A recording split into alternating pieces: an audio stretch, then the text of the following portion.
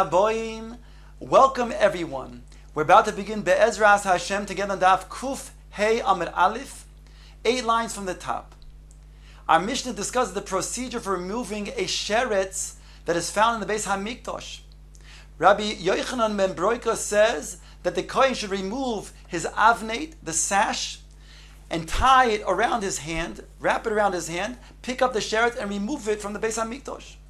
Rabbi Yehuda argues and says it's preferable to take wooden tongs that are not mekabel tuma and go ahead and pick up the sheretz and remove from the Beis HaMikdash. What's the machlekes? It was explained that according to Rabbi Yochanan ben Broika, to leave the sheretz longer than necessary in the Beis HaMikdash would be inappropriate, and therefore it's better to quickly take out the sheretz, even at the expense of being metameh one of the big day kahuna, the avnate. Rabbi Yehuda argues, and Rabbi Yehuda says, it's preferable to leave the sheretz there a little bit longer than to go ahead and metameh one of the big day kahuna. Agav, our Mishnah, our Brisa states, din kedima, the preference for when one should go ahead and remove tuma. Says the Brisa, Tonu Rabbanon, Hakol nichnosin behechal livnois lesakein ulohoitzias hatuma. Everybody may enter the heichal. The heichal is part of the Beis HaMikdash, which the golden mizbeach is, as well as the menorah and the lechem haponim. And if he needs to go ahead, it's necessary to build or to mesakim, to remove tuma. Everybody may do so. However, there's din kedima. There's an order of preference. Says the Brisa, umitzvah b'kayhanim. Ideally, the kohanim should be doing so.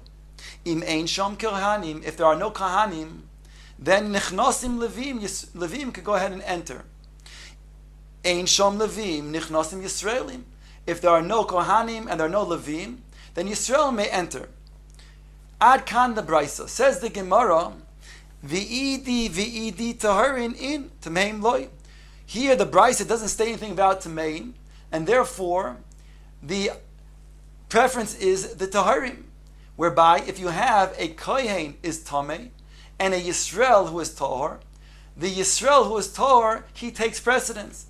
Only if there is no Yisrael who is tahor, it's only a kohen who is tameh, then the kohen can enter to do the tikkunim or to remove the tumah. Omar Rav Huna brings another brisa in the name of Rav Kahana. The Rav Kahana says that indeed we give preference even to kohanim who are tameim. Rav Kahana Messiah Kohani. Rav Kahana himself was a kohen. He gives us support for kohanim in all situations that the kohanim will be able to then enter as giving precedence to them. The Tani Rav Kahana. Rav Kahana told the following brisa, Mitoy Shenemar. It says in the posuk, Ach el haparoches lo yovoi. I'll bring the entire posuk. It reads as follows: Ach el haparoches lo yovoi. Ve'el hamizbeach lo yigash, except the paroiches, the kohen who's a Baal Mum, should not come, and he should not approach the mizbeach. Ki mum boy, because the kohen has a mum. Ve'lo yechalel es mikdoshai, and he shall not profane my sanctuary. Ki ani Hashem mekadesham, because I am Hashem who sanctifies them. So the posuk that the Brisa brings over here says as follows: the Tani Rav Kahana mitok shenemar ach el paroiches lo yavoy, but meaning an exception to the paroiches, the kohen who's a Baal Mum shall not come. Yochal might think lo yehu kohanim bali mumin nichnosin bein ulam lumizbeach lasos rikuei pachim. I might think that the kohanim who are Balei Mum cannot enter the area between the mizbeach and the ulam to do certain tikkunim by hitting the golden plates that are for the interior of the walls. Talmud loymar ach chalak. Therefore, the pasuk that says ach comes to chalik, to tell you that in certain situations, kohanim that have a need to enter in order to do tikkunim, they are permitted to do so even if they're Baal Mum. However, the Brisa goes on to say, Din Kedima, mitzvah b'tmimim. It's a mitzvah, the priority is for the kohanim who are tmimim, who are unblemished. In Ein Sham Tamimim, Nichnasim Balei Mum. But if there are no Kohanim that are Tamimim, then those Kohanim who are Balei Mum, who do have a blemish, yes, should enter. The Brisa continues, Mitzvah b'taharin, ein sham taharin nichnasin tameim. If there are no taharim, then the tameim shall enter. So here we have in this Brisa that Kohanim that are Balei Mum can enter, as well as Kohanim that are tameim can enter. Ad kan the Brisa, says the Gemara, Idi ve'idi Kohanim in, Yisraelim loy. Here we have in this Brisa that is mentioned only Kohanim. Either Kohanim that are Tamimim, or Kohanim Balei Mumim, Kohanim that are Taharim, or Kohanim that are Tameim. But no mention of Yisrael. And therefore even Kohanim that are Tameim take precedence. That's unlike the previous Brisa that said, when you have a Kohen who is Tamei, and a Yisrael who is Tahor, the Yisrael who is Tahor takes precedence. Ask the Gemara the following question. Iboiluhu, Tamei ubalmum. If you have one Kohen who is Tamei, and then you have another Kohen who is a Balmum, which one takes precedence? Ezemhu nichnas, which is the one that will enter to do the tikkunim? Rav Chia bar Ashi Omar Rav, Tamei nichnas, the Tamei takes precedence. Why? Doho ishtari ba'avoidas tzibur, because in certain circumstances, even though the Kohen is a Tamei, he still performs the avodah. He still brings up the carbon tamid. However, when it comes to a Kohen who is a Balmum, he never, even under extraneous circumstances, does the avodah. He's puzzle. So therefore, the Kohen who is Tamei will take precedence over the Kohen who is a Balmum. That's how Rav learns. However, Rabbi Elazar is Choylek, and he says no. Balmum nichnas. The Balmum takes precedence. Why? Because the Balmum, the Kohen who is a Balmum, he's permitted to eat kachim. Whereas the Kohen who is Tamei is never permitted to eat kachim. So each one has a reason to say why one should enter over the other. There's a milef for both of them, and therefore there's machlokes. Does the Kohen Balmum enter, or does the Kohen who is a Tamei enter? The Gemara now quotes the last statement of our Mishnah. It's the name Rabbi Shimon. Says the Gemara, Rabbi Shimon heicha koi. What is Rabbi Shimon going on? What is he referring to? Answers the Gemara, Hasam koi. Over there at the end of the fourth parak is he referring to. This nan, it states in the Mishnah over there. Misha hechshich chus litchum afilu ama'achas lo yikanes. There it's talking about a person who's traveling and he's walking towards the city, and before he enters the city, Shabbos already comes.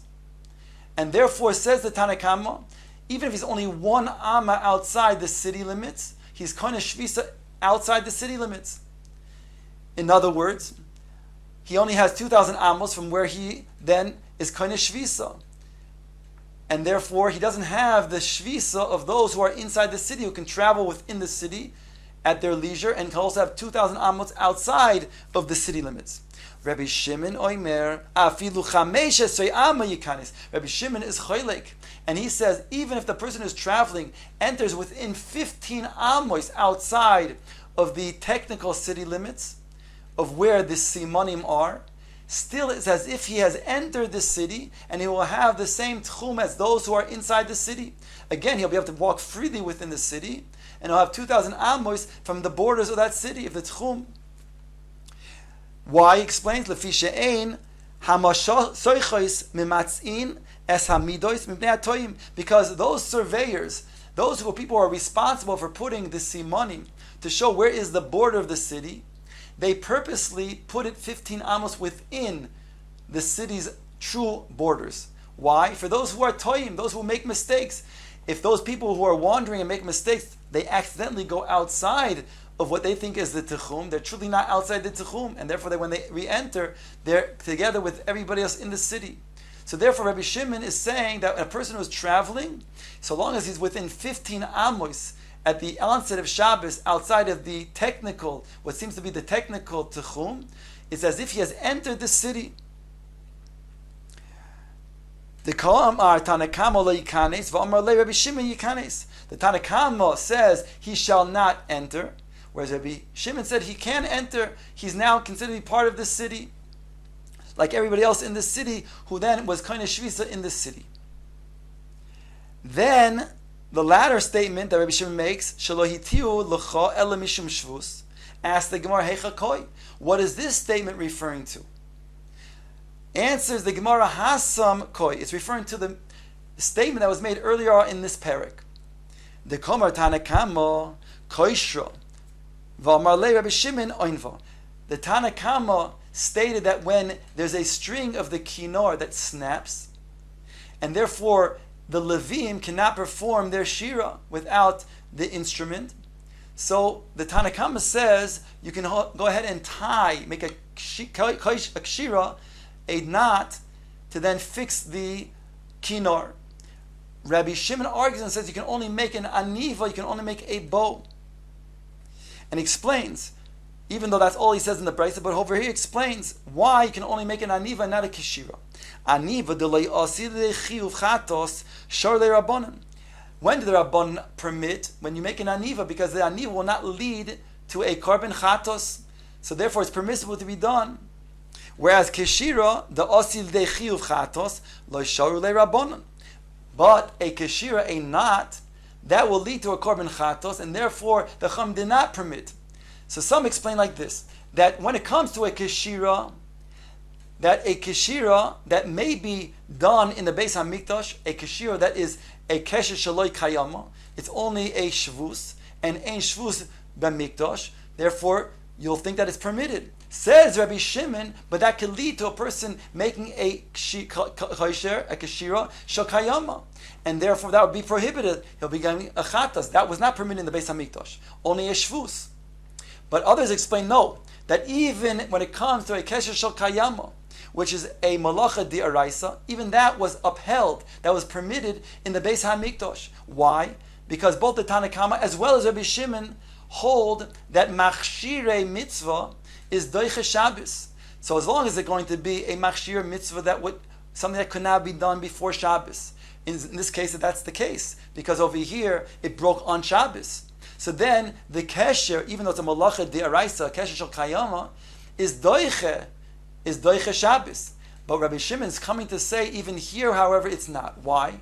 Because when did the Chachamim permit a machshir mitzvah doiche Shabbos? So that's the case over here in the Beis HaMikdash for the permission of allowing the Levim to do the Shira. That is when it will not lead to a Korban Chatos. But since by making a Kesher Shakayama, those will then go ahead and make a Kesher Shakayama in the Medina, which is going to be prohibited, that'll be lead to a Korban Chatos, so then they didn't even permit you to do over here in the Beis HaMikdash.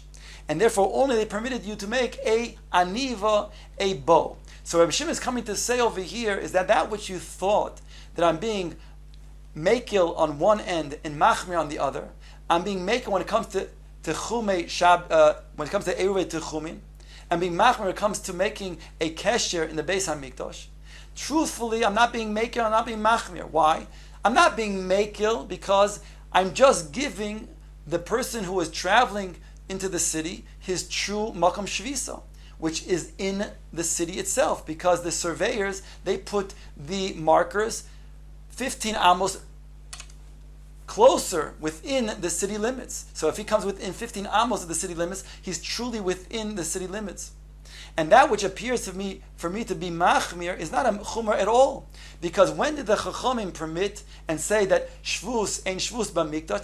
That's when it will not lead to a korban chatas. But in this case, the kesher shakayama that is made to fix the string of the kinor, that will lead to a korban chatas in the Medina. Hadron aloch hamoitzi tefillin v'slika lo Masechet Eruvin.